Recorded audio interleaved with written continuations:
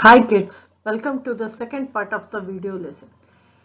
In this video, we are going to discuss about Ashoka's Dhamma, the objectives, the main principles, the means to spread, the Mauryan administration, and finally, the end of the Mauryan Empire. Now, coming to Ashoka's Dhamma. What does the word Dhamma mean? Dhamma is a Prakrit word for the Sanskrit term dharma. It means religious duty. This Dhamma emphasizes on nonviolence, charity, mercy, truth, tolerance, and purity. It does not involve worship of a god or performance of a sacrifice. Ashoka felt that, like a father, the king has also a duty to instruct his subjects. What are the objectives of Dhamma? Now, there were many problems in the empire that Ashoka wanted to solve by introducing Dhamma. Now, what are those problems? When it comes to the empire, the people in the empire followed different religions. So, this sometimes led to conflicts. A large number of animals were sacrificed in Vedic rituals. Slaves and servants were ill-treated by their masters. There were quarrels in families and amongst neighbors.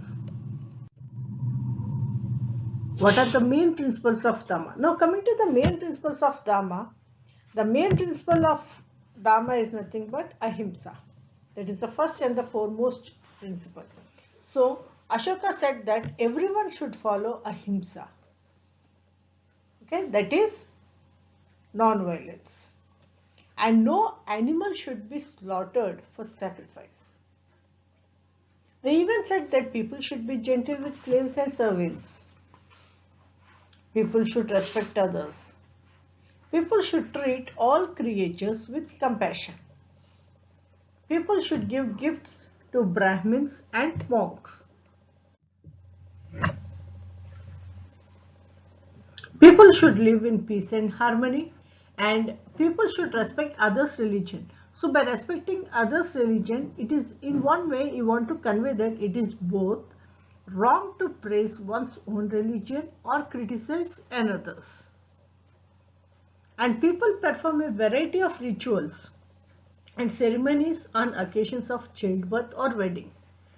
And Ashoka said that all these ceremonies are worthless. Means to spread Dhamma. Ashoka appointed officials known as Dhamma Mahamatas. Now, what is the work of these Dhamma Mahamatas? They went from place to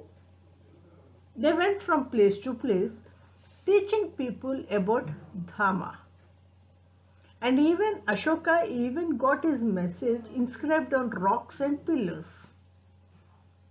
Also, he instructed his officials to read his message to those who could not read it themselves.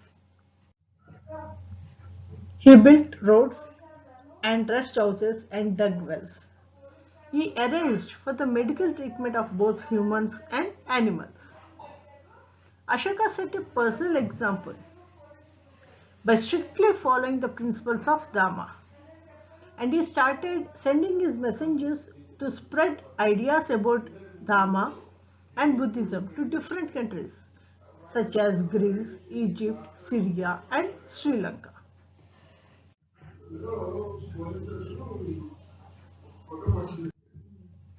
The next one is about the Mauryan administration. Now, when it comes to the Mauryan administration, it was based on the guidelines for good governance which was given by Chanakya in his book Ardhashastra. We already discussed the other name for Chanakya is Kautilya and even Vishnugupta also.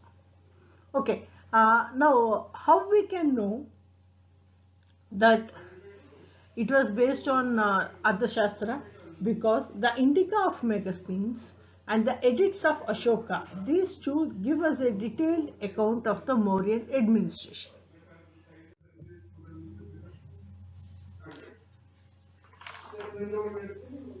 Now, we have the main features of the Mauryan administration. The first one is Patliputra. We already know that Patliputra is the capital of the Mauryan Empire. So, this particular Patliputra and the area around the Patliputra was under the direct control of the emperor. Now, the king here appointed officials to collect taxes from farmers, herders, craftspersons, and traders. Officials could punish those who disobeyed the king's orders. Now, these officials were generally given monthly salaries. Messengers went to and fro, and spies kept a watch on the officials. Other provinces. Now, the vast Mauryan Empire was divided into provinces. Apart from Patliputra, each of these was ruled from the provincial capital. And there was some amount of control from Patliputra also. And the royal princes were often sent as governors. There were some local customs and rules which were followed. Other areas. Now there were some areas where the Mauryans controlled roads and rivers that were important for transport. In return, the emperor collected whatever resources were available as tax. The northwest was famous for its blankets and the South India for its gold and precious stones. Now the last one is about the forested regions. Now when it comes to the forested regions, the people who are living in these areas were more or less independent. But they were expected to provide elephants, timber, honey and wax to the kings. The next topic is life of the people in the Mauryan period. Now, villages. Now when it comes to the villages, most of the people were farmers. Other than farmers, we can even see herders also. Herders also lived in the villages. The next one is towns and cities. Now there were various towns and cities in the Mauryan Empire. Now the capital city Patliputra was large and it was beautiful. We had Takshila which was a gateway to the northwest including Central Asia. Now, Ujjain lay on the route from the north to south of India. The next one is about the forests. Now we had hunters and gatherers who lived in these areas. End of the Mauryan Empire. Now when it comes to the end of the Mauryan Empire, the most important thing what we have to remember is Ashoka died in 232 BC and the successors of Ashoka were weak and inefficient. And these successors, they used to fight, they were always fighting among themselves and they were disunited. And the empire was totally large and it was not easy to control the far-flung areas. Now Ashoka's policy of non-violence and ahimsa made the Mauryan army weak and inactive.